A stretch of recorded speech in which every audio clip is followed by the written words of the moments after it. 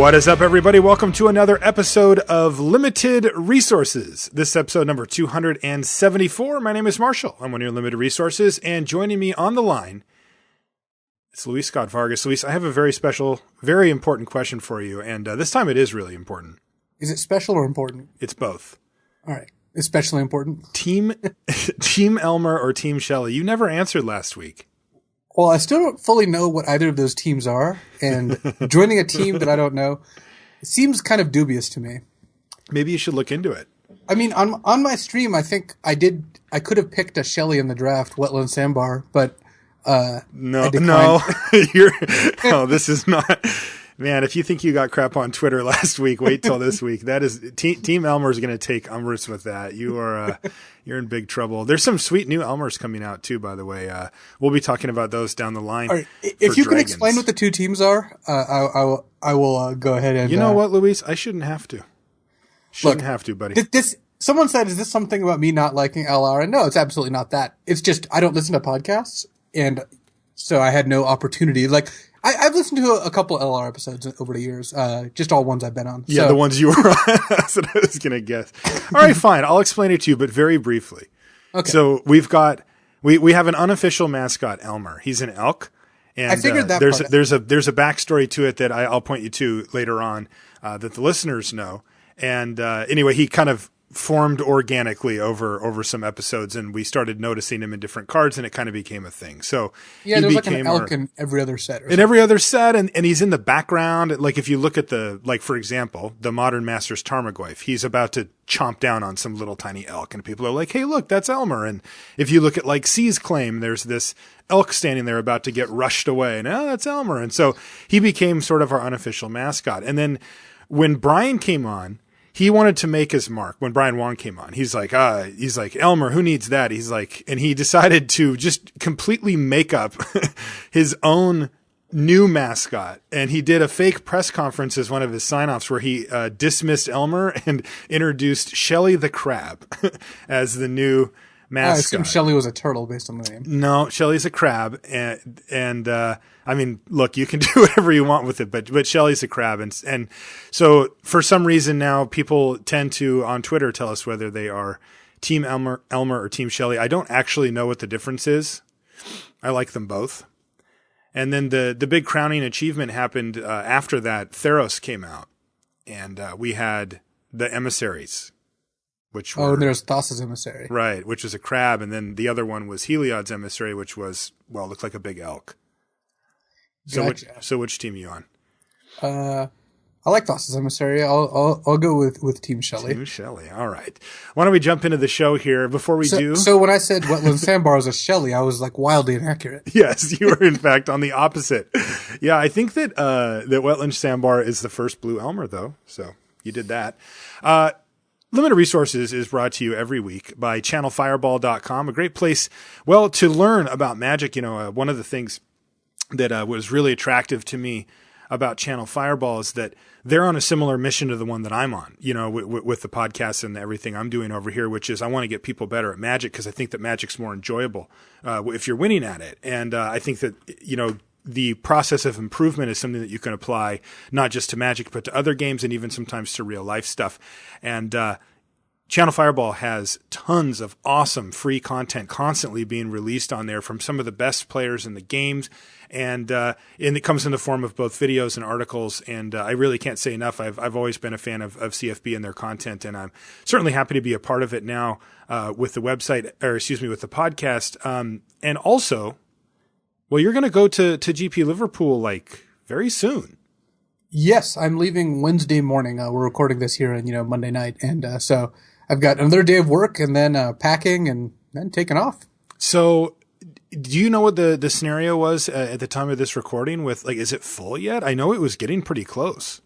As of the time of this recording, there was something like 100 spots left. Okay. It looks like it's going to max out. So if you're planning on doing any last minute trips to Liverpool, if you're in that area and you want to play in the GP, make sure you check out gpliverpool.com, where you can pre-register for the tournament and make sure you get all your goodies and have a good time with that.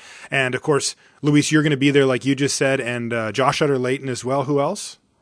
Travis Wu is making the trip out there, and then Frank Karsten and Martin Yuza are going to be there because, well, it's a little shorter of a trip, but it's still a trip. So we've got the 5 of us.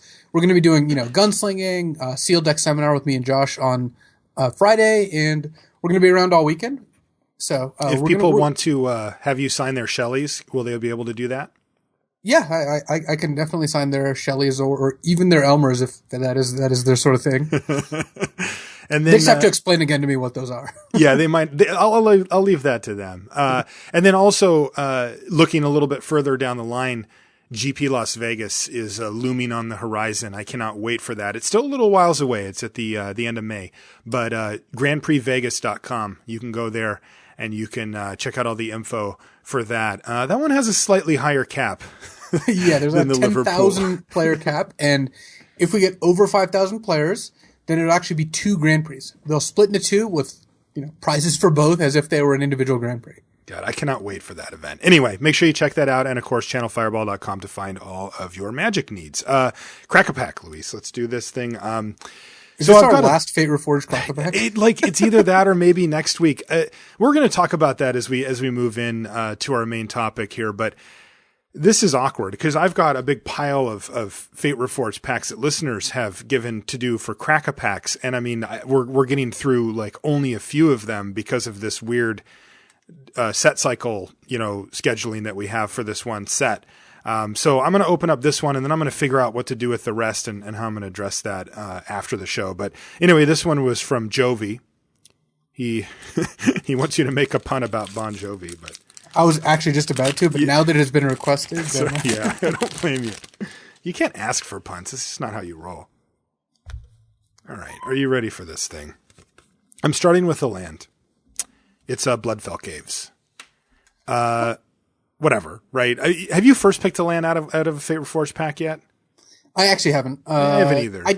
I think that even though Fate Reforged doesn't have the deepest common selection, between the uncommons, the rares, and the commons, you're going to find something better than the land. Yeah, that's what I've noticed too. I have prioritized them higher than I thought I would, but not that often, and certainly not first.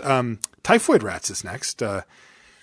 Fan favorite. I love that card. I think it's definitely pulled its weight for me in this format. And Typhoid Rats is neither an Elmer nor a Shelley.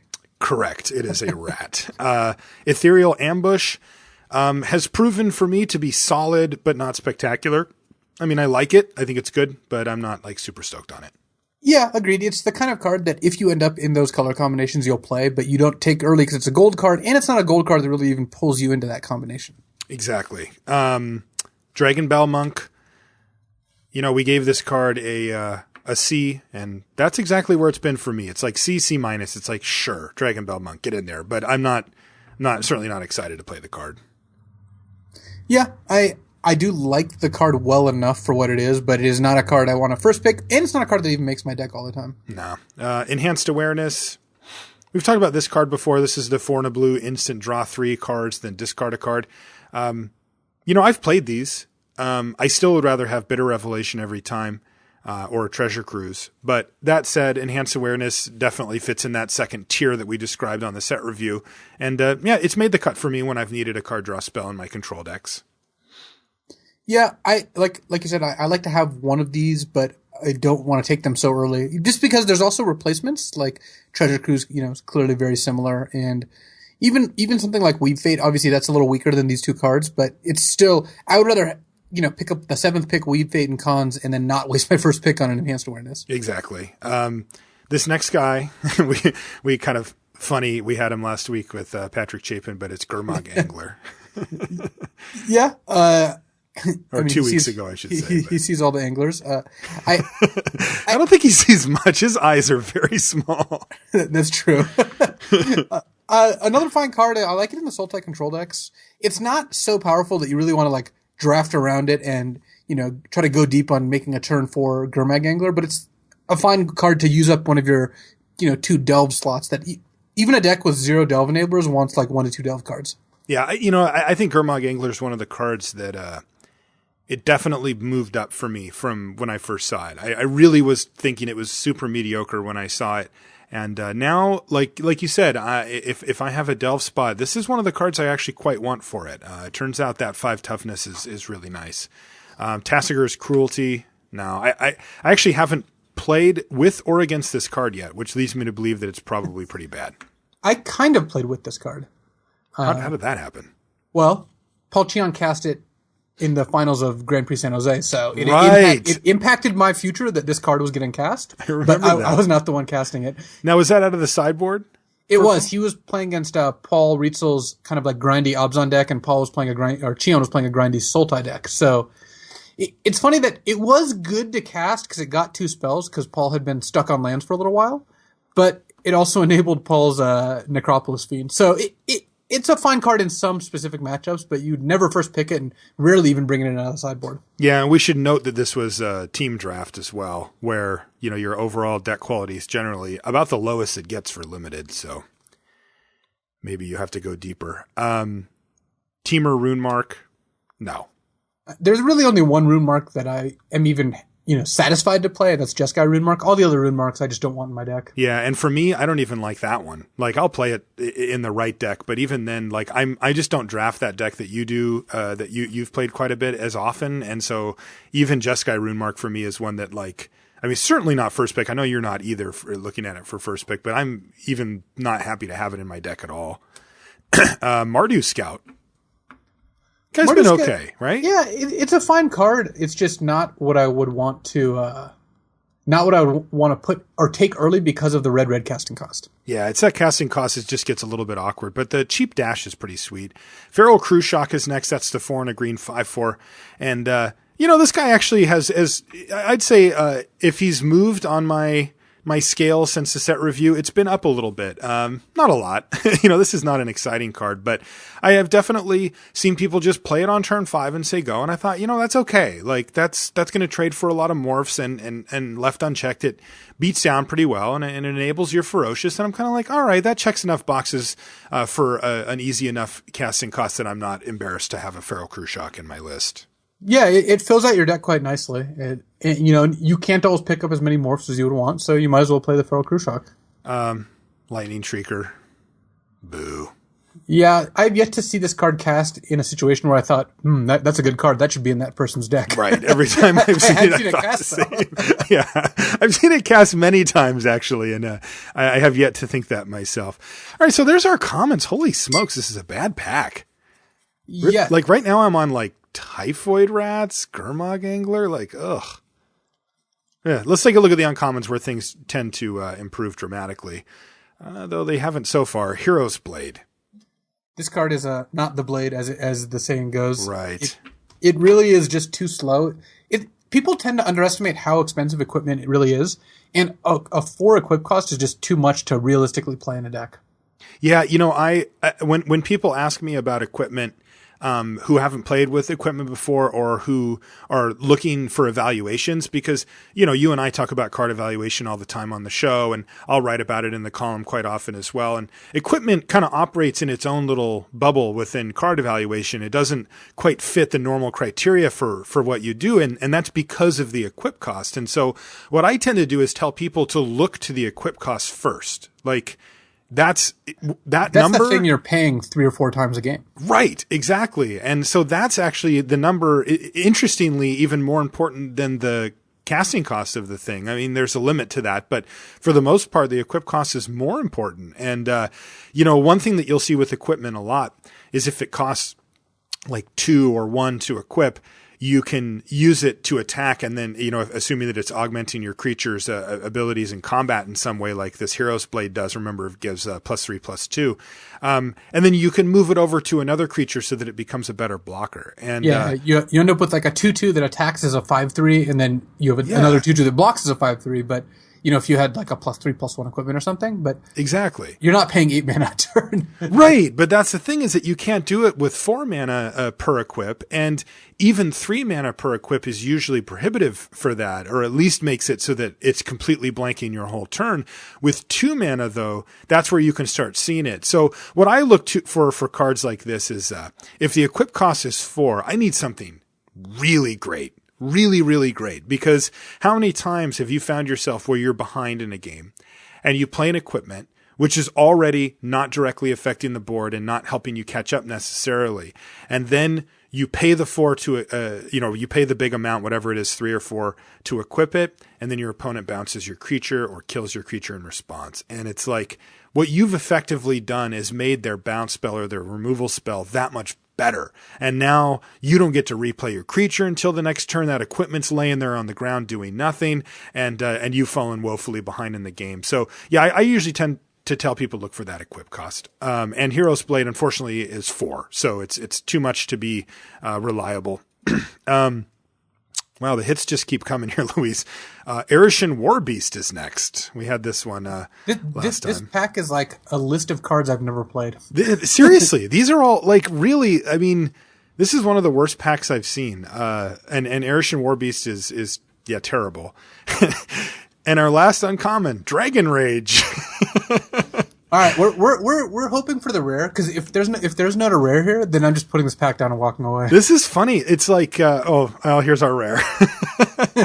So in classic Fate Reforged form, our potentially our last Fate Reforged Crack-a-Pack has shown us what a lot of people think about the format. We'll use this as a discussion point. We've opened a Warden of the First Tree, which is a very solid green creature. It's, of course, the green 1/1 at Mythic, and you can pay 1 and a white or black and to make it a 3/3, and then you can pay 2 and the same thing again and make it trample and lifelink, and then you can pay 6 mana eventually to put 5+1/+1 counters on it. And windmill, right? I mean, not even close. Warden of the First Tree is a good card just in general, and I would expect to take it out of pretty much any pack I open. I mean, I would take it over Elite Scale Guard, for example, and that's the best uncommon. Right. This pack is all blanks. I mean, there's a Typhoid Rat, a Gurmag Angler, and a bunch of cards that shouldn't get anywhere near your deck. So right. It's not a hard sell here. Isn't that funny? I wonder if this was the Magic Gods just helping set up our next segment about Fate Reforged and the format with Khans of Tarkir, because this was one of the big complaints about the format. And I want to get your thoughts on it as we start to transition away from this, looking forward to Dragons. A quick reminder, we're still going to be playing with Fate Reforged cards, but they're going to now be in the context of Dragons of Tarkir, as Khans is going to be done. We're not going to be playing with Khans anymore. It's sort of a pivot set. It's a thing that I haven't seen before. I don't know if they've done it ever, but not since I came back. And so we've got Fate Reforged cards are still going to be relevant, but we're not going to be first picking them anymore, I don't think, right? It's going to go... it's Dragons, Fate Reforged. F, yeah, exactly. So this is, so Fate Reforged is still going to be around, but not in the same context. But, one of the things that... You keep saying context. Are you spelling it in your head Khan? No, I'm not. Right, well, I will now, of course, think of that every single time I say it. And it's a card I will it's a word I'll probably say again, since it's pretty important. Because the context demands it. Yeah. But anyway, the thing is, people were really thinking, I heard this from a lot of people, that they were thinking that the rares were too good in Fate Reforged, or that at least it was too top heavy, that the commons couldn't quite keep up, and you were kind of forced to take whatever sweet rare you opened. And while I wouldn't call this pack typical, I mean, it certainly was the case here. Yeah. Here, let's say this pack actually looks like a not atypical Fate Reforged pack if 3 cards had been taken out of it. Like if you saw, if you basically took 3 invisible cards out of this pack, if you took out like the Lightning Streak or the Team Maroon Mark and the Dragon Rage or something, and then someone saw this pack like 4th or 5th pick, it wouldn't be that different from what you'd expect. There's a Typhoid Rats or a Gurmag Angler, or the rare's gone. Like, these are all things that aren't that surprising. Yeah, and that I think was a problem for a lot of people. I'm curious to get your thoughts on it, because I think that the volume, I think a lot of people are on the same page with that thought process, but the volume of that was different from each one. I've heard a few people kind of grumble the rares feel a little too good in this set, all the way up to, this set's kind of ruined for me, because I really liked drafting triple Khans, and now I feel like this is just a rare format that you pick your rare, you go through, you play your rare, and then if you draw it, you win, and if you don't, you don't. And, we call that a Prince format versus a Pauper format. And I think, the consensus was that the Khan set was a little bit more on the Pauper end of things. Did you, what? Are well, you I was going to say, consensus? No, but that's a good one. I'm glad that not bad, right? Because of my presence, you're not doing this without me. Yeah, great. I was just thinking, if there's like a Prince to Pauper scale, Fate Reforged is about as, princey as you can get, as it were. It is, right? It's super top heavy. Yeah. Now, what did that do from your perspective, though, to the format itself? Because now we're going to start looking back on it, right? And so imagine we're a couple of years down the line, Luis, and a listener emails us and says, hey, my local store is going to run a Fate Reforged Cons draft. What should I expect from it? What do you think the first thing that's going to pop into your head is? Why are you running a Fate Reforged Cons draft instead of like a Ravnica draft? What's the second thing that pops in your head?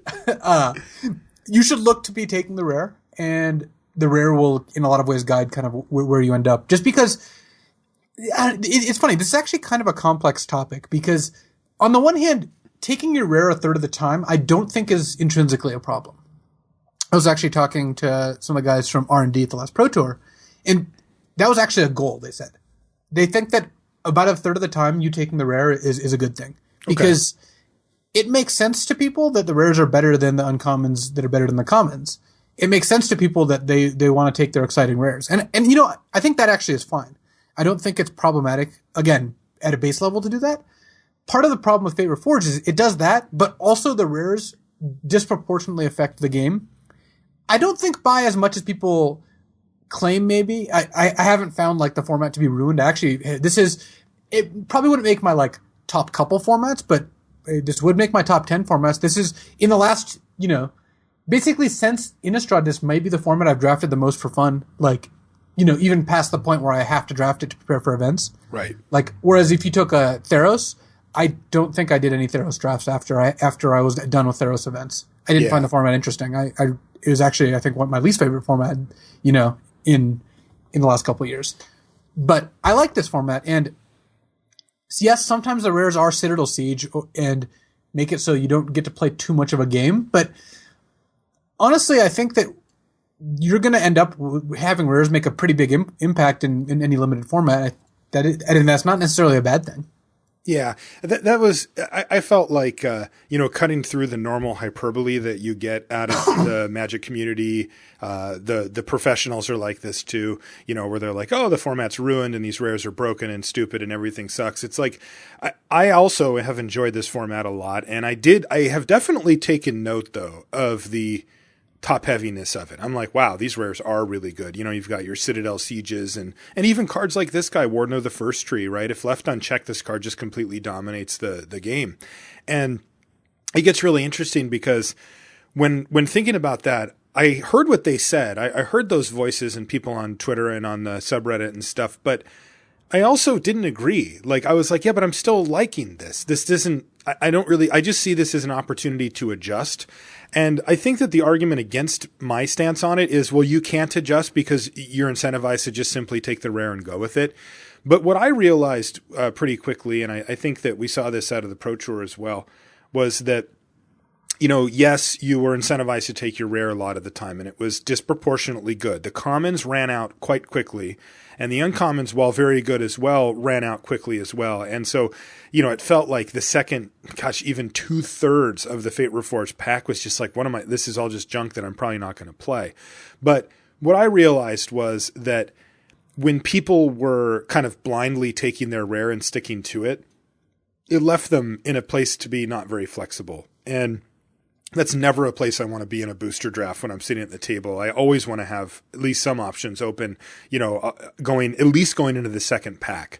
And I felt like people sort of started shutting doors and saying, well, this rare is so good that I have to, kind of be a slave to these colors and draft around it. And, I just think that that's a fallacy in general. I was actually surprised to hear some of the pros that I heard say that, because in my ideal scenario, I could take any deck I've drafted and just take the best card out of it and still have a deck, right? And you'd still have one or two Goblin Slides in your deck, yeah. Left over. Yeah. But no, I mean, in my mind, I'm like, I'm trying to draft a deck here, and any one card doesn't make or break it. Now, I can come up with some exceptions. There's been some some really slow, like Sultai decks that I've had where I have had a big finisher, something like a Villainous Wealth or whatever, where if you took it out, my deck would have a lot harder time going, or some synergistic decks like Secret Plans. If you took away, one of my secret plans or whatever in my secret plans deck, well, my deck does get a lot worse. And so I recognize that there are some times, but just based on rote power level, like if I'm playing a sweet Black-White Warriors deck and I have a Citadel Siege in my deck and you come up and take the Citadel Siege out, sure, I'm giving up some percentage points and I'm not happy about it. But to me, that isn't enough of a pull for me to just say, well, I'm just only going to draft white cards and I don't care what comes and I'm not moving off of this. If some other thing ends up being open, I can set that Citadel Siege aside. And I keep feeling like when I get to the Khans packs that there's always something that's just blatantly open for whatever reason. And I think it's because people are trying to stick to their rares too much. And I felt like I was able to actually get a bit of an edge off of being able to just move off of my rare. And it's a weird thing because, especially at the professional level, that's kind of commonplace. Like people know that you don't just get married to your rare and stick to it. But for some reason, I think it was because of the range of how much better the rares were than the rest of the cards in Fate Reforged. People felt a lot more compelled to just stick to their rares in this format. And I don't know, I felt like that was actually just an opportunity to scoop up a little bit of value from people. Yeah, there's a couple things going on there that are interesting. One is you can lose to someone who didn't move off their rare because they drew their rare, but it still could be bad value for them to do that. It was kind of like in Shards of Alara where people who drafted mana fixing highly tended to win more, but you would still lose to the person who played a turn 3 Woolly Thoktor off Mountain Plains Forest. Right. Because, yes, maybe overall their win percentage is going to be lower, but yes, sometimes they still just draw their 3 lands and play their card. Sometimes one of your opponents first picks like a non-splashable rare. I don't want to use Citadel Siege as an example because I actually think that's a special case, but let's just say like a Dromoka or something, the White-Green Dragon. Yeah. But really, really should have been in one of the guilds that it just has no white or green cards. And yet sometimes they'll draw Dromoka and beat you, but they really shouldn't have been there. And all you can do is try to read the signals and do that yourself. And I think be satisfied with the fact that overall you're going to do better. But I think part of the problem is that there are a couple cards, and again, I hesitate to call this a problem because part of this is intentional and good. There are going to be a couple cards that you don't really have, that are just too good to move off of. And I think Citadel Siege is one of those cards. I'm not saying you should 100% play it. And I'm not saying that you need to be white if you draft Citadel Siege. But so far, I think the incentive for having a Citadel Siege in your deck, the wins above replacement value that it has by just drawing and casting that card, are so high that you should play that in your deck. This is a 3-color format. You can generally make the mana work. Yeah, that's interesting to use that example too. I just picked it randomly, but you're right. And like I did, in fact, a draft video on ChannelFireball this week where I got that card, and I ended up, the cost of playing that card is so low, meaning, and what I mean by that is all you need are creatures that are white. Like, they don't even have to be white, but all you need are creatures. All you need is 2 planes and 2 other lands. Yeah, but what I mean is, you win the game. In order to make the card good, you can have Erishan Clerics and Soul Summons and all these sort of middle ground whatever creatures that just sit there and don't do that much. But in conjunction with Citadel Siege, all of a sudden your deck is really great whenever you draw it. And so I think the barrier to entry is low. But like for your example for Dromoka, that's different. That's not the case, right? I mean, you have to be able to cast that spell. And if your deck just really doesn't want to be in those colors or just doesn't have any green fixing or whatever, I think you are taking on, like, you're probably better off leaving it out, of a good, non-Dromoka style deck or whatever. Yeah, and I think that actually touches on why people have felt the pressure of these rares more, is that if you, I like to use core sets as an example because they're kind of like the fundamental draft formats. Mm-hmm. Let's say you took all of the Fate Reforged rares and, don't worry about the mechanics or whatever, and put them into M15, where people tend to draft 2-color decks. That's where you are, I would say, 90% of the time, or if not more. Right. In that format, if you open a white card and white is just not open, it's very difficult to draft white. And it's likely that your win percentage will go down if you stubbornly stay in white. And in M15, it might have been, permissible or even good to abandon some of these insane rares. Sometimes you just pick up a Sage Eye Avengers and you just can't afford double blue because it's a 2-color format and that color was not open. Right. In Fate Reforged, with Fate Reforged plus Khans, that really wasn't something that happened because you always had the option of playing 2 other colors. When you get to play 3 colors, not only does that let you draw from a wider pool of cards so that it's harder to get cut off, it also means that you can minimize the color of your bomb rare, draft 2 other colors that are open, even if that one color is cut, and still end up with a very normal deck that just has a great rare in it. Whereas that came up a lot. Exactly. If you're in a 2-color format, it's a lot easier to get pushed off your double red card that all of a sudden, wow, you really can't cast this card. It should not be in your deck. And that means that more rares sit in sideboards, which is fine. It just means that people end up not seeing the effect of the rares quite as often because they get played a little bit less. So you're saying that you feel like your average rare actually saw the battlefield a lot more often in this format than it would in a core set or something. Yeah, when you're talking about a card like Sealamgar, right? Blue, black, 1 blue and 1 black, it's pretty hard to end up in a spot where you can't cast that card, and that card is really, really good. So yeah.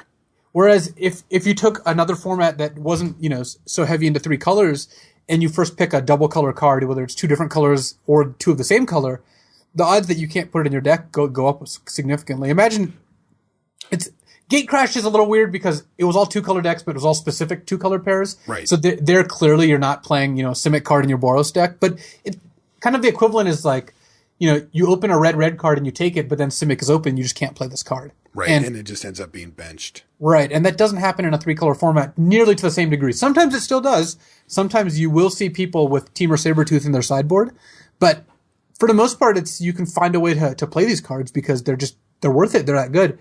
And even if we look at Fate Reforged in the next set, like once we're going to talk about dragons later, not this podcast, but as the set comes out, because somehow it's already out. Right. Somehow we're getting preview cards already. But if dragons is less focus on 3 colors, which is what it looks like, then you're going to see more Fate Reforged rares that don't end up seeing play, which is interesting. Yeah, I guess Fate Reforged is last, so you're going to see more dragons rares that aren't seeing play, not Fate Reforged, because by the time Fate Reforged rolls around, you kind of should know where you are. What do you, I have a thought about this, about seeing the rares and also losing to them, right? Because I think that's part of where some of the complaints come from that you see, is that, they're like, oh, it's just a Prince format, basically, where like they play their rare and they kill you with it. And that sucks. I don't like that. And frankly, I don't like that much either. But I haven't really noticed that to be the case, though. I do wonder something. So one thing that I've been kind of tracking, I did a column about it and I've talked about it on the show quite a bit, is the relative strength of removal and how it's just gone steadily down, right? When I first came back to start playing Magic again, this was around Shadowmoor Eventide. And this was also, just like a year before they came out with the core sets and stuff. And I did a comparison on these things. And when you look back at the early core sets and the sets that were out at that time, I mean, you had Doom Blades and Pacifisms and Lightning Bolts floating around back then. And if you, sort of track that all the way through, there's been this slow progression downwards for the strength and efficiency of these removal spells, to the point that now we get a card like Reach of Shadows and we're like, wow, that's pretty good. And it's like, 5 years ago, me would have laughed at that card. I would have been like, that's like super mediocre, right? Like, let me show you common Doomblade, right? Like, we don't need to play cards like that. And now we do. And I wonder if people are just loath to adjust to that, or if they're slow, or maybe if these spells just aren't up to the task. But do you think that there's something to be said for, a card like Dromica, for example, is a powerful, efficient creature, but that should also be able to die to a good percentage of the removal spells out there. And, like the black removal spells, a lot of the white removal spells should be able to kill a card like Dromica. And for some reason, people seem to think that kind of card is just running them over. Is this a function partially of this removal getting worse? Oh, definitely. I think we've identified a lot of different reasons that there's more pressure, or the rares put more pressure on the format. And besides the fact that, I think the 3-color one is actually one of the biggest ones, but another one is that removal has intentionally gotten worse. Again, none of this stuff is by accident. And to some degree, I do agree with, like rares being important, rares being things you want to first pick, and, rares providing new, interesting, varied experience, because that increases replayability. But Yeah, the removal getting worse is definitely part of that. And, when you're paying on average 5 mana for unconditional kill, and that's even among the best, sometimes you're paying 5 mana for throttle, which doesn't kill their 5-drop. Right. Yeah, you're gonna get hit by dragons a lot more. Yeah, it's interesting. I'm gonna keep my eye on this, right? Like I don't think that the book is closed on this philosophy, and I'm gonna keep an eye on it as we move forward to see, because I definitely don't like it when somebody plays a rare and I feel like, well, I just can't beat that. Like the game is effectively over. I don't think that that's fun. I don't mind powerful cards though, that put a lot of pressure on the game, but not in a super immediate sense. It's the ones that I can't interact with. Like there's a lot of decks, for example, where if you go turn 4 Citadel Siege, I could just fan my deck out and say, I can never touch that card. Like I can't get rid of it. Well, this is just another data point of, that adds on to all of these other ones, which is it just so happened that where the cycle that where a lot of the rare power level was this time around is in enchantments. And enchantments just have less counterplay than creatures because, less colors can kill enchantments and enchantment kill cards are less main deckable. Huh. So, that's again, that's kind of like a one-off feature of this format that we're not necessarily going to see repeated. So I have another point to bring up here about this format. Where did it go? Didn't I just start playing this? It's very weird. I was working on the schedule today for LR with you, Luis, and I'm kind of like filling in some dates. I'm like, wait a minute. So wait, this is there's a set review, and like, wait a second, like this is supposed to be our sunset show. We're kissing this format goodbye with this episode because we're going to start ramping up towards Dragons of Tarkir. And by the way, starting next week, we actually have a few preview cards for LR, exclusive ones. We'll have those up on the website next week, as well as Luis and I will be talking about them on the show and giving our thoughts. I could tell people right now. I already know what they are. You cannot tell people right now.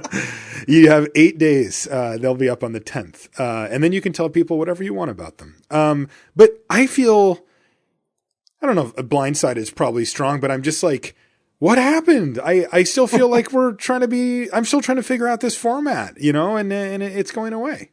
Yeah, it's interesting where I don't mind sets rotating a little faster than they have overall, because sometimes, I felt like, man, I could go for a new format. I could go for new cards. It would be nice to see Construct to get shaken up. But I'm really getting into Fate Reforged Draft and Standard right now. Like I just started playing Standard a couple weeks ago, it feels like. Yeah. Because, the Pro Tour was Modern, so I played Modern at the Pro Tour. I got back and started playing Standard for Grand Prix Memphis, and then I guess I'm not going to GP Miami, which is this weekend as well. But I still have been playing a lot of Jeskai tokens in Standard, and it's like, wait, I just started playing these formats and it's rotating. I signed on to LR with the Khans Sunset show, and that was like 2 weeks ago. Yeah, it feels like we just started.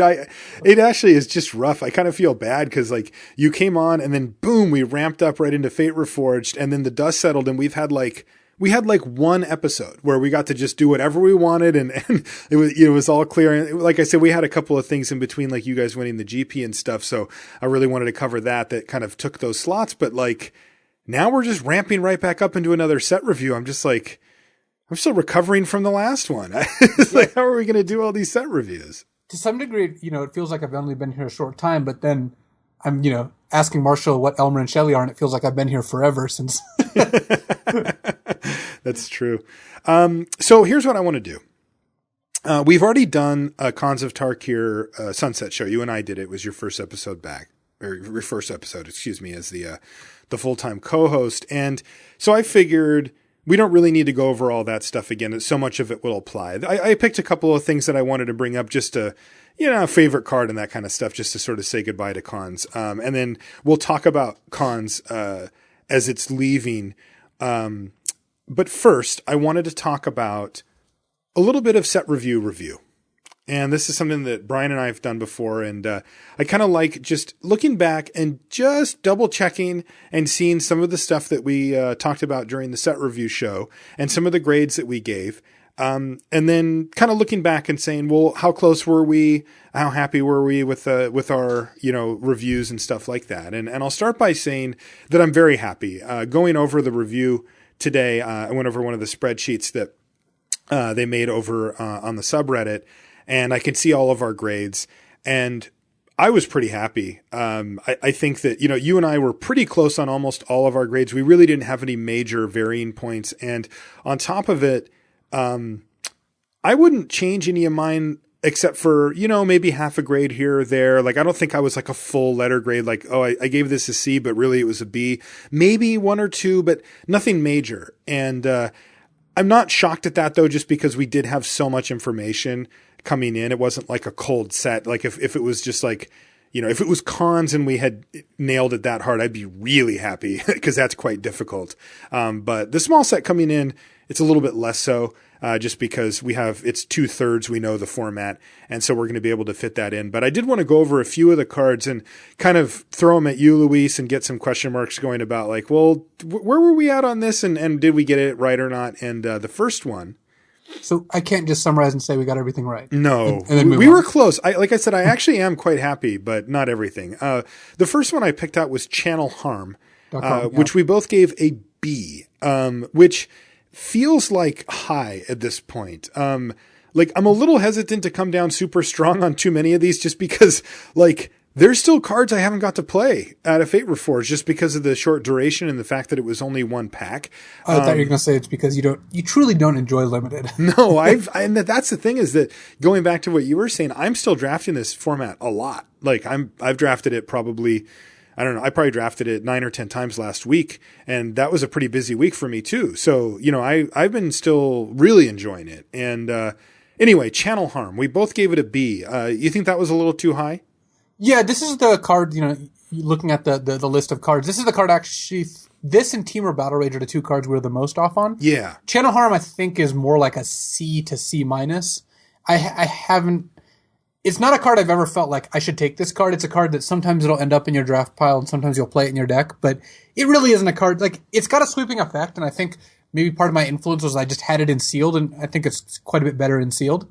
But in general, Channel Harm is, it's not a B. Yeah, I don't think it's a B either. And I think its downfall, because reading the text on the card, I'm still like, wow, like the card's, has a very high power level. But I think the downfall on it is that it does cost the full 6. And we kind of warned against it on the set review that, look, if you just ship the turn back with 6 mana and you don't have any morphs or whatever, like your opponent, if they're good, will definitely start to sniff this thing out and they can minimize what it can do, at least to a point.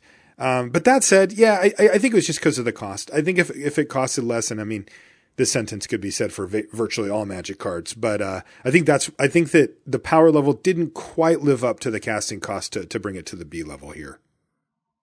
Yeah, I think that is basically, it's just if this card costs 5, or can you imagine even 4, it would be absurd. But right. At 6, it's to the point where it's competing with a lot of other great cards. Exactly. One I wanted to throw at you. You mentioned it earlier, and I agree with you. It's become the best the most elite uncommon in the set, Elite Scale Guard. We both gave it a B, which is a very good grade. Would you give it an even higher grade now? I think I would give it a B plus. I don't know if I would give it an actual A minus, because I mean, when you're behind, it isn't actually a card that saves you, and sometimes they just kill whatever you bolstered, and you end up either with this as just a dorky 2/3, or they kill this because you bolstered this, and then it was just a 1-for-1. Right. But this was a convenient card to measure every other common or uncommon against. I mean, like I went over when we talked about our limited discussion before the Pro Tour. The way our spreadsheet was kind of organized is we had the Elite Scale Guard, kind of benchmark, and every rare was rated against it. And I think it's actually really useful to have a card like that, and this ended up being that card, which means we did think it was the best uncommon of all the uncommons and commons. Yeah, I think I would give it a B+. Now, we were both very high on the card, but I'd probably even nudge it up a little bit more, because B, by our definition, is a card that makes you want to play the color, that draws you into the color, and I think that this is even a little better than that. Like, you would splash for it, for example, and that's a big compliment for a card like this. This next one was Meringue River Prowler.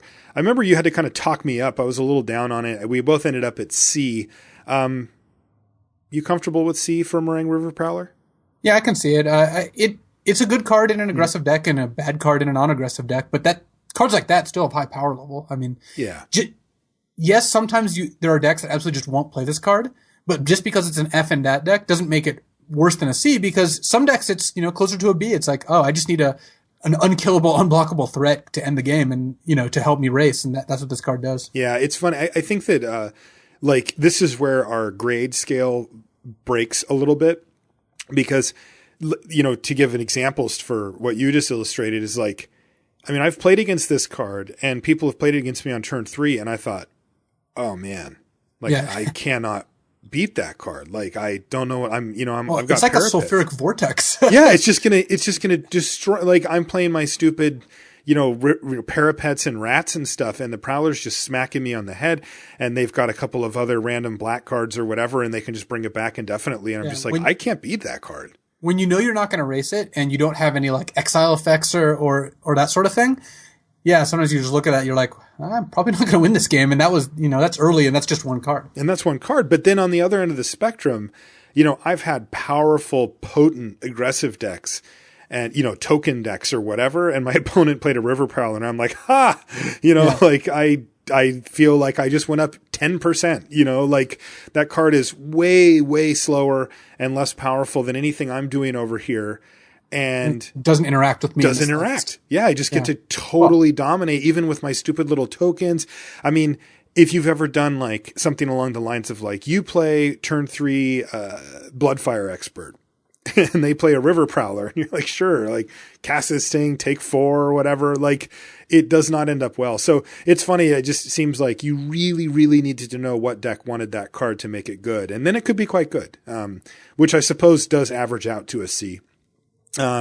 Misfire Adept. We both gave it a B. I know you're a big fan of the card. Is that where it lies for you? I am, but I think it's still a B. It's still a solid card. You're happy to first pick, but you don't, do laps around the room when you first pick it. And it has some amount of situational, equity where you have to draft a deck that can activate the prowess ability. If you don't, then this card is a hill giant. It's mediocre. Yeah. The next one I pulled was Sultai Emissary, which I gave a C. You gave a C plus B minus, and I think you were right. I think that it is a little better than a C.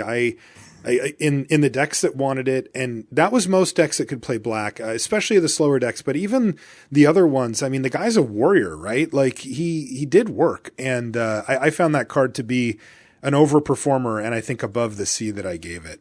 Yeah, I think I'm right too. Good. No, I do think it's closer to a C plus than a B minus, but it is a card that I'm generally happy to have, and sometimes is really overperformed. Sometimes you play that and your opponent is a 2-1 out and they just feel like, they're just down a card because they kind of are. Yeah. Sometimes you play a warrior spoils an attack with your Sultai Emissary and your opponent's just giving you a card no matter what they do. So it doesn't take much work and it has high upside. Those are the kind of cards I like playing with. Last night I was playing and I had a Sultai Emissary against an Elmer, against a Highland game, and my opponent just tanked and just like rage attacked with the Highland game. Of course, I blocked. I was super happy to block in that spot, but I could just sense it through Magic Online that they were just like, oh, fine. Like I have to trade off for this stupid thing at some point. I might as well do it now, and I couldn't have been happier.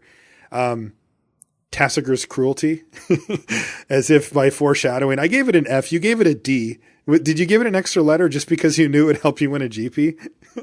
I don't even know if it did help me win a GP. It let Paul give an additional -2/-2, and I don't know if he was casting those cards anyway. Cruel indeed.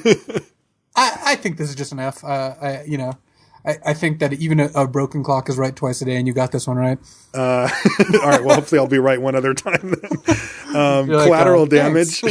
We both gave an F plus. I think we've both said that we would have moved it up since then, though we haven't really said exactly where to. Where do you have collateral damage now? It's tough. I'll tell you where I have it at D. I think it's closer to like a D plus, and in some decks it's better than that. Yeah. So the interesting thing about collateral damage is that you don't have to take it unless you're the deck that wants it, and the deck that wants it, it is just a C level card. It is a solid card that you're happy to have. Right. Yeah, it's funny because we actually gave it the ultra insulting F plus. But yeah, like I said, for me it's actually a D. It defines that category for me of card that like I don't necessarily want to play, but sometimes I will. Right. It's definitely better than a lot of the 20-second cards that you'll run sometimes in the format.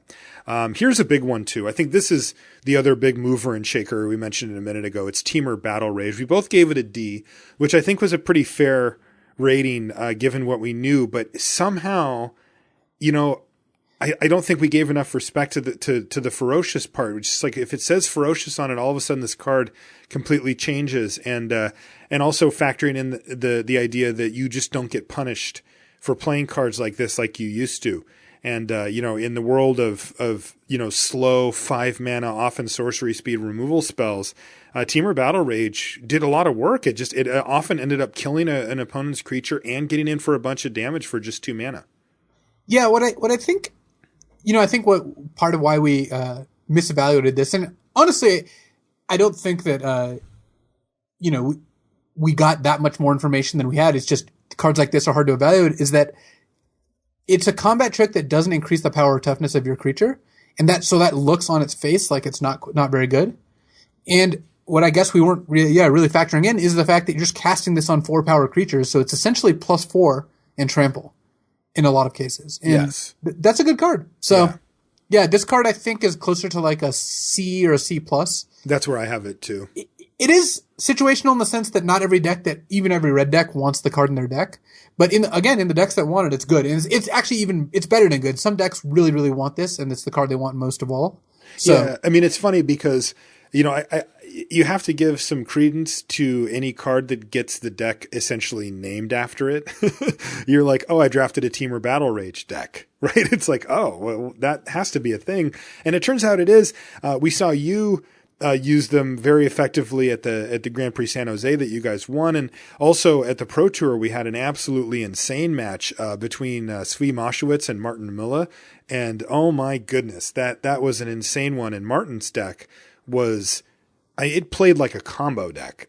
He used Become Immense plus Temur Battle Rage to win on a few times. You know, he did need Svi to make a mistake or two to help him actually pick up the entire win. But still, it was unreal, like how important Temur Battle Rage was to that specific archetype. His was red-green. And I think that was probably the one that I didn't see coming the most until the Pro Tour, and then I was like, whoa, all of a sudden that card was a lot better. Yeah, that particular combo is awesome, and even just like Whirlwind Adept and Temur Battle Rage is just kind of my favorite combo, so. Yeah, that is something that you like. Hunt the Week, both gave it a C. I would have bumped it up a little bit to a C+. It's done good work. Again, you know, taking that blanket of, well, what if you get blown out by a 2-for-1? It just happens so infrequently now. And the really simple progression of I play a morph, say go, you play a morph, you pass back to me, I play a land, hunt the week, your morph, and attack you, is something that happens like pretty frequently, and you always feel like you've really gotten a nice tempo and card play out of it. So I don't know, I think hunt the week's a little better than a C for me, but just like a C+. Like I'm not, you know, jumping on it at B or anything like that. Yeah, I agree. I think it's C to C+. It's funny that Hunt the Week is so bad compared to some of the other fight cards that have just been printed, like Prey Upon, for example. Oh, man. But, you know, every time it's been printed, pretty much it's done good work. It turns out, you know, in our new world of 4 to 5 mana kill spells, a 4 mana sorcery kill spell that leaves you a ++1 counter is actually okay. Yeah, it enables an attack sometimes too, which can be big. We've seen that, you know, with Savage Punch as well. I got one more, Ugin's Construct. I gave it a B-, you gave it a B. You know, I still feel like I've had this card, you know, some amount of times in my decks, maybe 3 or 4, but I still don't really feel like I have a great feel for, you know, where this thing lands. Where are you at on Ugin's Construct? I think you were off when you gave it a B-. You think it's an actual B? I think it's a C+. So I was off by even more. It's the kind of card that when you cast it on turn 4 after playing a morph is operating well above, you know, your average card, and you're just like, wow, this card's awesome. But if that's what happens 40% of the time and 60% of the time you draw it and you can't cast it, that is not a good card. I think there are decks where this card is fine, and I tend to play with it more often than I leave it on the sideboard. But it's not a card I think you need to be excited about playing. It just comes with a lot of vulnerability. Yeah, I've noticed that too. And especially, you know, things that are a little easier to see after you've well, frankly, after you've gotten your opponent on them, or when they play their construct, sack their worst creature, but maybe, every creature counts in limited, and maybe it was something not great, but they sacrifice it, and then you bounce their construct, and it's like, oh man, you can just sort of set them back so far where you can either engineer a spot where they have to cast it at a great cost, or really they're just incentivized to not cast it at all. And that's nice. What I was kind of hoping that would happen for the card is that we would find a lot more synergies with sacrificing your own creature for whatever reason. The Sultai emissaries, that kind of stuff would be going on. But as it turned out, in this set, the ability to sacrifice your own creature wasn't really good. There's been sets where that has been quite good in the past, but this one doesn't really seem to fit. Karsi High Priest is one that comes to mind as well as a card that I saw potential in. Didn't really like that much at first, but said, okay, well, somebody's going to show me something sweet with this card. And you know what? It just never really did. I just don't think the card, really lived up. Yeah. I think that the black-red sacrifice deck, which was present in like M14, for example, or M13, actually. Either way, the Active Treason, which is also in this set, plus sacrifice effects, plus other cards like that never really came together in this set. Corsi High Priest was just not a good card. Right. And I think that overall, that makes something like Ugin's Construct, it's not like, oh, there's the one deck that doesn't care about Ugin's Construct's drawback. It's like, no, that deck doesn't exist. Right. All right. So that was our set review. I just wanted to hit up those cards. Were there any cards that jumped out to you as ones that you would change, or that, changed dramatically for you? No. I mean, I think if we were to do like a set review, we wouldn't really need to pick anything else up. All right. So the last thing I want to talk about here, though, is to give a proper goodbye to Khans of Tarkir. I'll start by saying I love that set. Man, I love that set. I was really excited to get a 3-color set because when I first came back to play Magic again, like I said, it was around Shadowmoor Eventide. And for those that were playing during that time know that just on the horizon there was Shards of Alara block. And that was early for me. Shards was the first set that I was up to date on, like the spoilers, and that I actually had like an idea of the cards coming out before they actually came out, as opposed to just going to a pre-release and just saying, well, what are all these new cards do? And I remember enjoying Shards quite a bit, but it was probably a bit too much too early for me to really, really get down and dirty on the format. Like, I was pretty decent at it. I knew what I liked to do. I figured out a lot of things about the pack orders and which shards I wanted to be in to try to set up for the later packs. But this Khans of Tarkir really allowed me, I think, to appreciate the depth and the coolness of a 3-color set a lot more than I could back then. And it also opened me up to the world of morphs, which were something that I found annoying before actually having played with them in Khans, because I had never played with them outside of Cube. And in Cube, I always just felt like they were... I felt like they were discriminatory or something. Like, it was like everybody that's played knows what all the morphs are, and I hadn't, and I didn't know any of the morphs. So somebody could block, and I'm just like, I literally have, it's not just like I don't know which morph you have. I don't even know what could ever possibly be under there. Like, I don't even know how morphs work on a base level, in the sense that, like, I know that you can pay some amount to flip them up, but I don't know if it's like, is it better than a 2/2? Is it different? Is it smaller? Do you flip them up and get a bonus? Do they flip up and become a bigger creature? Like, how do morphs even work? And it turns out all of those things were true. And I just didn't know. So it always just left a bad taste in my mouth, because I was just like, morphs are for enfranchised players, and they're not as fun for people that don't know, at least in the Cube setting. And so, but I hadn't really thought about it for an open limited set. And people had told me that some of their favorite mechanics were morph, and that morph sets were great. So I went in with an open mind. I thought, well, this could be really sweet for just regular drafting. So I'm going to see what's up. And wow, I was blown away. Morph has skyrocketed to, one of my favorite limited mechanics, period.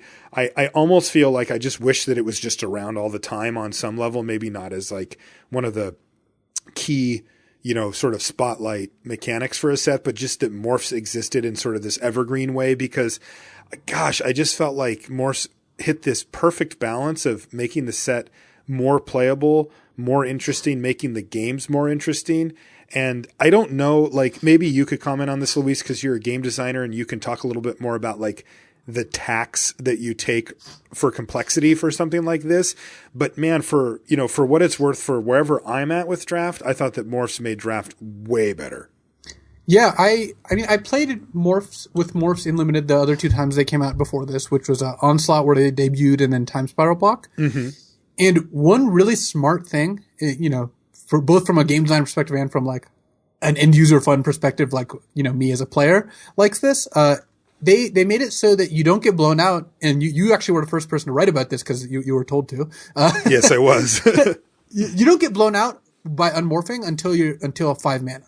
At 5 mana is when the big morphs start unmorphing. That's when you get your 4/6s or your 4/5s or your 5/5s or your 3/6s.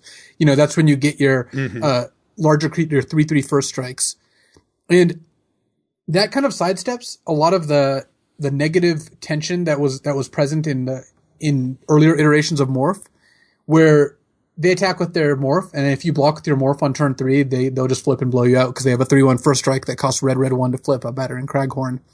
And that's even without getting into the fact that in the same set, there's Skirk Commando, which if you didn't block it, they could flip it and deal 2 damage to your morph. So people would herald that as like an awesome part of the format, and I actually thought it was a miserable part of the format. It's like, if you just knew your opponent had one of each of those, it was 50-50 whether you lose your card. Coin. Yeah, it's terrible. But so I think it takes away a lot of the mind space, or a lot of it frees up a lot of your mental energy, knowing that when they attack with a morph with 3 or 4 mana, you can block pretty much without fear with your morph. Yes, they can have a combat trick in their hand, but that's not on the table information.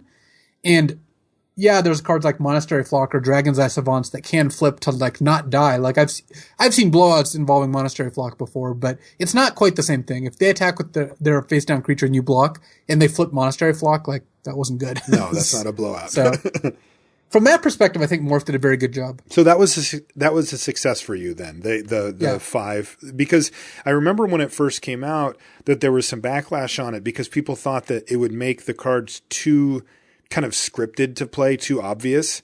But you feel like that was the success.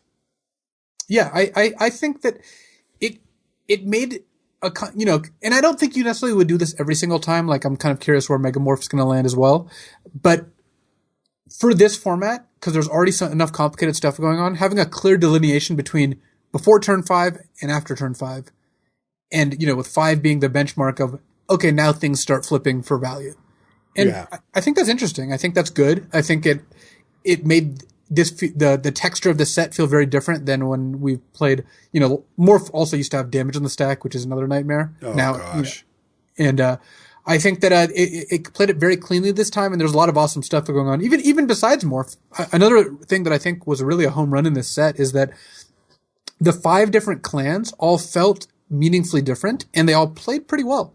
Yeah, they did, right? I had to write about Temur for the column last week, and I think Temur's the worst of the 5 clans, but it's not bad. Like, I've won drafts with Temur, and I have to say that's a pretty big compliment there too, right? Like, I can imagine trying to differentiate all the clans and then make them within the same relative power band where there's not one that's just like, dude, you don't draft Temur. It's like they're all fine. Yeah, I think that they're all viable. There's no like, well, this clan's in distant 5th place, you should not draft it. I mean, I think I agree. I don't even necessarily know if I agree that Temur's the worst. Which one? Go make your point, but I am curious what you think was the worst. I will not make my point now. Please make your point now. Okay. My point is that the clans are all viable and all they have different play patterns, but they also have synergy within each other, which I think is awesome. I think that, the fact that because there's going to be overlap in colors, right? Like Sultai and Abzan share 2 of the same colors, that some of the Sultai cards play very well in Abzan decks and vice versa, while Sultai and Abzan still feel differently when they play. Yeah, for sure. But as for the worst clan, yeah, what would initially I thought it was Sultai when it was just Khans. That was the one that I saw do the worst. Mm-hmm. With Temur being in 4th, but I like Sultai a lot. With Fate Reforged, I guess the clan that I like drafting the least is actually Mardu. Really? I tend to not do well when I draft that clan, and I don't think that it's the worst because I think that's not true. I think Black White Warriors and just that whole core is so good, but I don't know. A lot of the times I end up in Mardu decks, it feels like they don't do anything. So maybe that's a problem with me rather than the clan itself. That's interesting. Yeah, my rough list, I guess I haven't really fully thought this out, but it was Abzan first, And I think that one I'm quite firm on. And then I had Mardu second, and then Jeskai third, and then last was Temur, and then Sultai. I think you could probably flop either Sultai or Jeskai for that third, fourth, like, because I drafted Sultai more than any of the other decks. I think it's fantastic. But I also spent a lot of time, kind of drafting that deck and feeling out the cards that were really good. And I'm trying to put them not in a what was I most successful with, but just if you were going to hand me, an air quotes good version of any of these decks, which one would I want you to hand me? And I think, for me, it's like Abzan definitely was the one that held up the best over both sets, in fact. Yeah, as I've said before, I think the best clan is the clan that's open in your draft because the clans are that close together that, even let's take your, incorrect evaluation and say that Temur is the worst. If Temur's wide open, you should still be Temur. And I think part of the reason that I don't really even know which one I think is worst is because I don't feel like any of them are so far behind the others that I'm really comfortable saying this is just the worst. Yeah, I agree. And I think but that's the big compliment here, right? And it's a point I had to make in the column as well, which is that even because I think that Temur was the last place one, I was like, but I've still drafted it a lot and you should too. And I think that's really, to go to our bigger picture point that we were just talking about here with Khans is that they nailed it. I mean, that's not easy to do. Like we've seen multiple times where there's been either color pairs or individual cards in more traditional sets that have just been terrible, like way worse than the rest of the stuff where, we saw, white in M14, we saw red in M11, these type of things popped up. I remember for, Avacyn Restored, it was like, blue, green, and then everything else. And the whole format just felt really out of whack as a result. And in each of those scenarios. And this one never felt like that for me. It never did. Even if, we're obviously one clan is going to be the best and one is going to be the worst. And, we can discuss which one we think goes where. But the fact is that it's a discussion, right? It's not like you and I are both on here going, well, no, you just like stay away from Temur. What are you even thinking, right? It's not like that at all. Like you said, if it's open, it's great. And, there's a red-green core in Temur that's very strong, right? The Savage Punch, basically the ferocious deck, especially post Fate Reforged. It was very good. I mean, that deck could beat anything. And, so anyway, I did want to look back and take a look at that. Also Morph, I think, what do you think about the mechanics that were introduced in Khans for each of the clans? Was there one that stood out to you as particularly great? I know that Outlast was one that a lot of people were a little bit like, does it have to be on your turn and sorcery speed and that whole kind of thing? As far as Outlast goes, because I mean, that made it a lot worse than if you could just do it whenever you wanted, which was of course their point. But, was there one for you that kind of stood out as your favorite or the best? I enjoyed playing with Prowess the most, the Jeskai mechanic, just because, I mean, everything about Jeskai calls to me. It's a clan that has, the card drawing spells. It's a clan where you pass with all your mana up like 2/3 of the time and get rewarded for that. Yeah. It's a clan that involves these like cool tempo games, which I actually do like playing. Mm-hmm. I mean, people peg me as like wanting to play the control deck, and I do enjoy that. I'm not going to lie. I've played my fair share of, slow control decks, but I actually enjoy very much playing the game where you're just like squeaking in damage and like getting to the point where you don't do anything for a while and you get beaten down and all of a sudden you play a couple spells and you win the game. I think those games are sweet too. Like I like the games involving crippling chills and force aways and complicated stacks, and Jeskai played really well into that. But honestly, none of the mechanics were bad. I think that probably Delve was the, I guess, softest for me in the sense that it wasn't, yes, you could draft a Sultai Delve deck, but honestly, the Delve cards didn't really stack very well. It's not like you wanted 7 Delve cards in your deck. So that felt a little weird, whereas all the other mechanics rewarded you for having as many as you could of the same mechanic. The Delve was almost the opposite, where almost every deck wants 1 to 2 Delve cards, but only specific decks want 5. Yeah, and even then you were pushing it. It's funny, because Delve was my favorite of the mechanics to play, because I love curving out. I love mana-efficient plays where you get to play like, even 2 6-drops in a turn you could pull off sometimes in this set, which is just like, whoa. And I love doing that kind of stuff. But agree, like it wasn't a synergistic mechanic in the sense that you didn't just pile up and say, I have a delve deck. Now, some people would argue that you did, right? I know Kenji was a big fan of playing Scout the Borders, and he would run 3 of them, 4, like he would just jam as many in there because he was trying to set up like a turn where he could play a Hooting Mandrills and a Scouting Borders in the same turn as often as possible. And he felt like you just want to overwhelm your opponent with big stuff as early, in the early mid part of the game. And then you could just run them over and keep them sort of, off balance. I found that was a little too all in. And I never really gravitated towards cards like Scout the Borders. I thought it was fine, but like it was never a centerpiece for the decks I was building. I was always trying to build slower.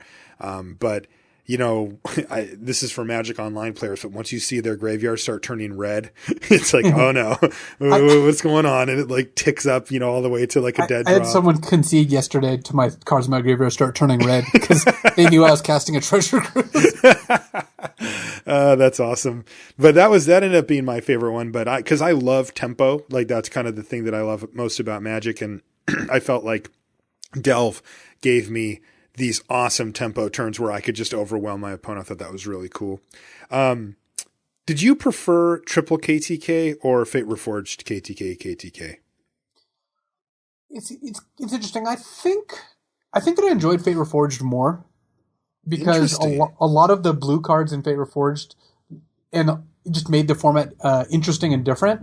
But I don't know if that's because I just wanted to change or because like if I only got to play one of the 2 formats ever and I hadn't played a bunch of triple KTK before Fate Reforged came out, maybe I would choose triple Khans. But I don't know. I distinctly feel like I was having more fun with this format than the previous one, but both the fun level was pretty high for both.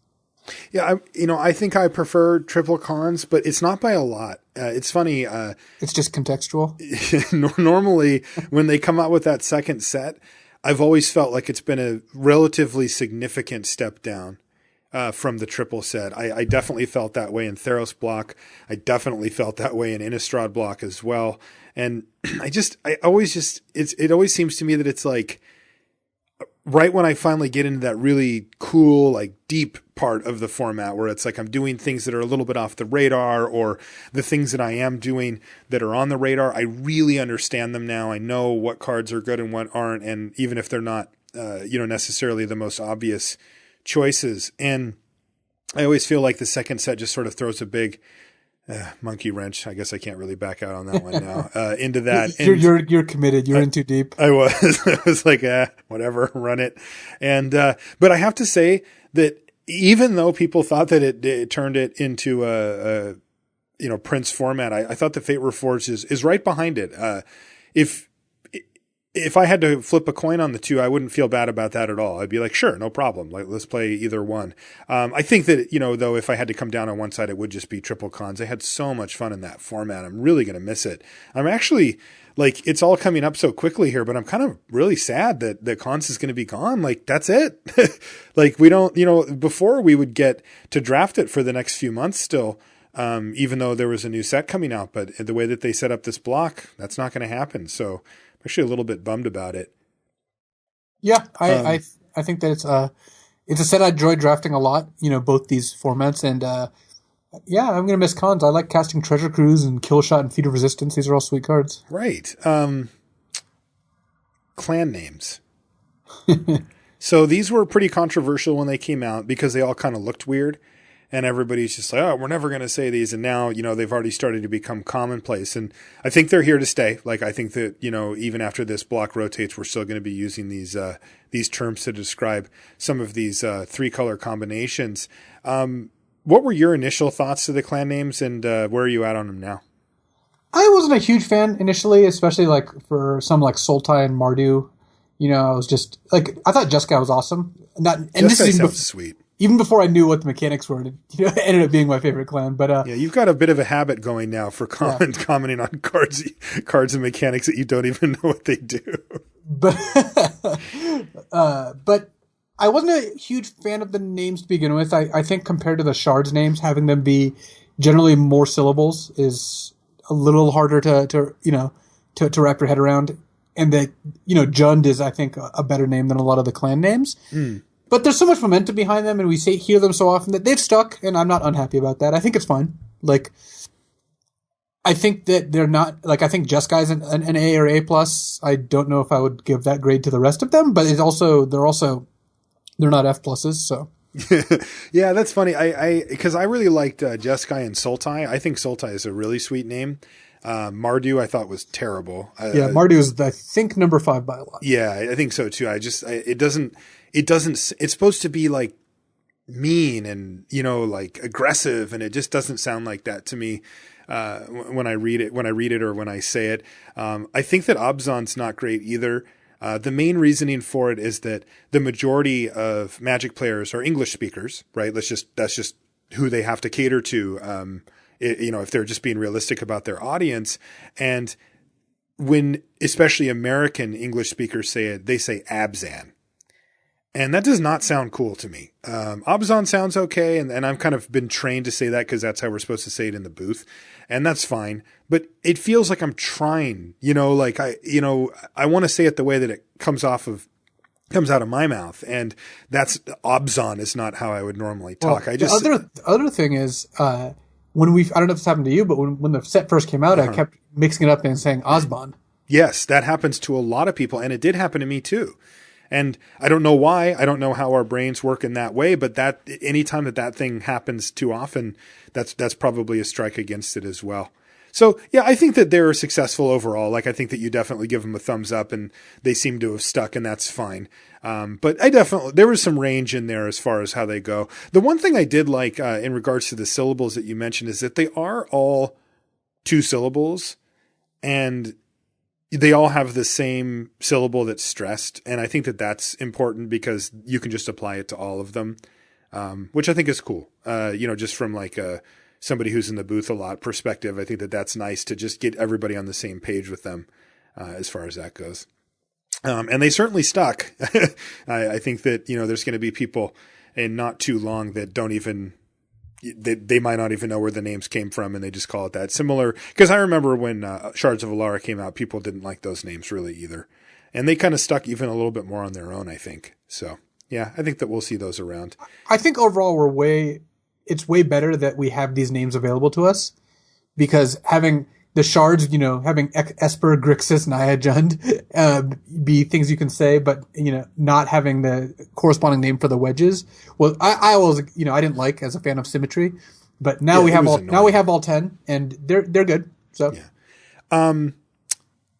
Before we take off here, I have 2 more things to ask you.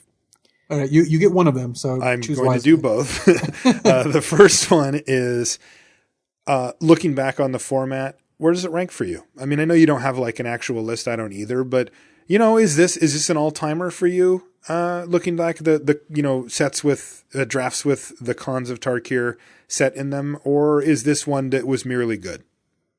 It was above good, I would say. I don't know if it's an all timer. Like in 10 years, would I want to draft it? Whereas if someone asks, hey, do you want to draft like Tempest? I really love drafting Tempest. Or hey, do you want to draft Innistrad? I generally will say yes. Mm-hmm. But I think, I wouldn't be surprised. I think that this is above good for me, and whether it's all time or close to it, I don't know, but it is around there. Yeah, for me, and to be fair, I have a smaller sample size than you do, so it has less competition. But it is definitely in my pantheon. It's in my top 5, and it might even creep up into the top 4 or 3. Like I have enjoyed the balance of this format. The depth of it could have been a little deeper. I feel like it's so hard to get things exactly right, and they almost did. There was just a couple of, maybe the 2 build around me uncommons, the Goblin Slide and the Quiet Contemplation. Even though you did find some way to make Goblin Slide work, I don't think that was generally, easy or accessible enough to make it common. I think I played against 1 or 2 Goblin Slides ever. I played 1 my whole run. And this is a card that got better with the new format, by the way. So you're missing out. Yeah, I'm super bummed about it.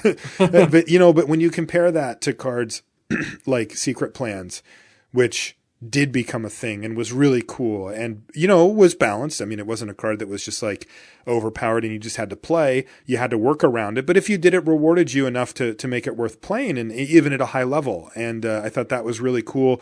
And I just wish that like those last 2 slots would have been taken by cards a little bit more like that, like a Trail of Mystery style card or something like that. But overall, I mean, I think this set was one of the best ones I've had to draft, and I've been still drafting it now. I'll keep drafting it until they take it off of Magic Online, and then I'll be sad because I think, this is just one of my favorite ones. Also, this might have to do with the fact that it was my first real Morph set, and I'm really, really a big fan of that now. And I know that that's going away, and I'm a little bit hesitant. Like, we'll see more of this stuff going into Dragons, but as we transition off of this block, I'm a little nervous. Like, I'm used to now like a balanced, cool format that, allows you to play multiple colors. They put all the stops in place to let you do that. It worked. The mana worked. It didn't feel too abundant, but it definitely felt like you could make the decks work that you wanted. You could play anywhere from 2 to 5 colors, which I thought was really cool. Making that work in a fair way is very difficult, and they pulled that off too.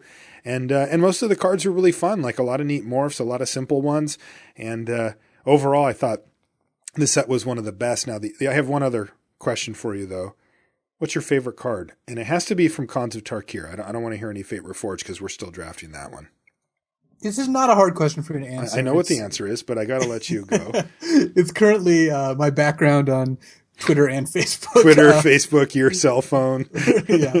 That would be Treasure Cruise. I think Treasure Cruise may have done some good and bad things to constructed formats, but as far as I'm concerned, it was awesome card in Limited because it does a lot of the things I want to do.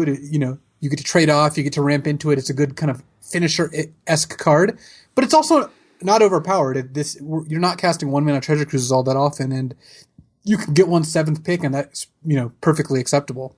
I thought it was really, really well balanced too. Yeah. Because if you look at where R&D focuses, they focus on Limited and Standard, and the card is just right in both. Right? It's like you can play it in Standard, but it's not the card that you don't have to play it even in your blue decks, but you can. And I think that that's a good place for a card that says draw 3 cards on it. I don't think you want that card everywhere. And I think if they nerfed it too far and you never saw it see play in Standard, I think that would be a little bit lame too, because it is such a high power level card. And then flipping it over to Limited, it's what you said. It just operates in this perfect little space. And I think that that's exactly where, you want a card like that. And, you want one in your deck. It's not just like, oh, I opened Treasure Cruise, I guess I have to take it. It's like you can take it a little later and your deck, maybe accelerates into it where it's really great, or you just, like you said, trade off or let it go. I think that's one of the best cards. My favorite card, also not remotely close, is the Ice Dad. Ice Feather Raven. I don't recall passing one. It probably isn't correct. Ever. Hey, you can play it in any case. So you never know, right? So no, I'm sure I did, but not that often. And if I was anywhere near it, I certainly would attempt to play it.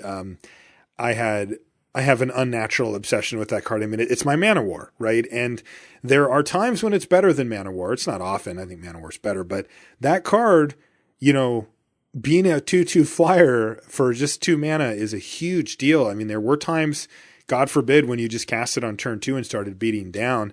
And that happened more often than I thought it would. And then other times you waited till turn 6 where you played it face down and then flipped it up, at an opportune time. It was so difficult to interact with. And in a world of morphs where people are frequently paying effectively 8 mana to get that big creature on the battlefield and going, returning that thing to its hand at instant speed and all the while making a reasonable threat in the format was just something I was just like giddy to do every single time. I put that card in my commander deck. Like I think that the Ice Feather Raven is going to be one of my favorite cards for a long time to come. Yeah, I don't think that's a poor choice. Yeah, they don't work too well together, I guess. Cruise and Aven, and I found them in the same deck all the time, though. But no, they're also both in Sultai colors, and you can end up enabling them pretty well. Yeah. All right, well, let's call this thing a show, Luis. It was fun to look back at Khans. I am going to miss the set, but I am excited about Dragons of Tarkir, which is the next set coming out. And like I said, next week we'll be discussing our limited resources exclusive preview cards for you guys. So that'll be fun. We'll get a glimpse into what we can expect from the next set. And then we're going to be ramping up towards another set review. And you guys are going to have to, I don't know, send Luis and I cookies or something to keep us going, because it feels like we just got finished with one, and they are quite a bit of work. But I am looking forward to it, because I think that, we get to see a little bit of what we saw from the previous block, and then also where they go with it. And I like those. Third sets are always fun for that, because it's not completely new where you're just blindsided from all directions, but at the same time, there's enough newness to it that it keeps your attention, and it makes you interested to see, kind of where they take things. I can only agree. All right. Quick reminder. Limited Resources is brought to you by ChannelFireball.com. Make sure that you check out the website for all of the awesome free content, as well as sealed products, singles, booster packs, whatever it is that you need to help fill out your Magic collection for maybe a deck, or to get some packs to draft with your friends. You can find them all at ChannelFireball.com. Please check that out. And that's going to do it for this week. So next week, we're going to start talking, I think, rules and interactions next week. And I don't think we have too many of them, so I'm kind of still figuring out exactly how we're going to approach it. But we're going to be talking about that kind of stuff, and again, leading into Dragons of Tarkir. So thanks for hanging out with Luis and I. We always appreciate your time, and we'll talk to you next week. And before we go, I just wanted to mention a little thing that we run into when playing Magic every now and then, and that would be luck. Something you're very familiar with? I actually have never seen the good side of it, but yes. Luck, skill, victory over here. Yeah. So what someone asked on the subreddit is, how do you determine the difference between when you got unlucky and when you didn't? And, I gave them an answer, but I actually would like to expand on it, because I think my answer may have been a little bit short. And I think that there's a couple crucial things to understand about luck. One is that it's a very big part of the game. When you look at, people who are doing well, they're playing well and they're getting lucky. And the luckier they're getting, the less good they have to play. Sometimes you'll see someone win a draft and you'll be like, well, that person doesn't even know how to draft. And it's like, yeah, but they caught some breaks, and that's fine. And sometimes you draft a great deck and you play well and you go 0-3. The key is like what you take away from that. And I think worrying about whether you got unlucky or not, and trying to figure out, well, this was a good decision, but I got unlucky, and this was a bad decision, but I got lucky, is not something you need to delve super deep on. Like, you are aware that luck is real, and sometimes you don't even think about it when you keep a 2-lander and then hit lands 3 and 4 on time. You probably don't think about that very much. You probably are just like, well, I kept a 2-lander and I got there, so what? But when you miss those lands, you're like, man, I'm getting so unlucky. When, honestly, the truth of the matter is sometimes you'll hit, sometimes you'll miss, and what you should really be focused on is what you can do better. Because I would say it's safe. I'm going to go out on a limb and say that at the end of every draft and every 3 rounds you play with your draft deck, you could have done a bunch of things better, because that's just true of everyone, but maybe Finkel in his prime. And even then he would say, because I've talked to him about this, that he makes a bunch of mistakes. Right. So turns out no one's perfect. No one makes 0 mistakes. Magic has too many decision trees for that to be realistic to accomplish. But that doesn't mean you should give up and say, well, I'm always going to screw up. All it means is you should just try to identify as many things you're doing wrong and to improve on them. And if you lose, instead of trying to identify where you got unlucky and say that, man, that sucked, think, well, yeah, maybe I got unlucky. I missed my 6th land drop, and I had a 6 drop in my hand. But what if I had traded off these 2 cards earlier? Then I would have gotten another draw step. Or what if I didn't use kill shot on their 4/4 because I knew that they had, an Atarka in their deck, a 6/4, the double strike and flying. So looking at the places you can improve is way more important. I know it's frustrating to lose no matter what the cause is. Honestly, I don't mind losing because I screwed up as opposed to losing to luck, because if I lose because I screwed up, I know there's something I can improve on. And that gives me a lot more hope than concentrating on the games I lose because I missed my 3rd land drop, or the games because I draw 17 land and my opponent draws 6. So by looking at the things you can improve, I think overall that will make you a better player. And, you have to keep your sanity. I don't see anything wrong with complaining about luck, but, and everyone does it. It's a good way to vent. But, when you're talking about what can you do to be a better player, the answer is not figure out when you got unlucky and concentrate on those. It's figure out things you could have done differently, and not even in just games you lose. You're cutting off, half to more than half of your games if you do that. There's nothing better than winning a game and thinking, what could I have done better that game? Because there you're really kind of separating the results out from the process. And the process is what you have to work on. The results will come from the process. You don't need to look at the results and go backwards. So it's a tough subject to tackle. And obviously, a lot of this is intertwined with how you feel when you win or lose, which is a big part of Magic. So it's hard to keep this all in your head at the same time. And I think you will also improve if you don't always worry about improving, because you don't want to get burned out on analyzing every single game. But in general, if you want to look at what you're doing to try to figure out what you could do better, you don't really need to analyze too deeply whether you got unlucky or lucky, because that part of the game is not something that you really have that much control over. The people who try to control their own luck are the people you see ended up on the banned and suspended list. So I would not advise going down that path. Good advice. And see, we're here lucky enough to do another podcast, so we will see you next week.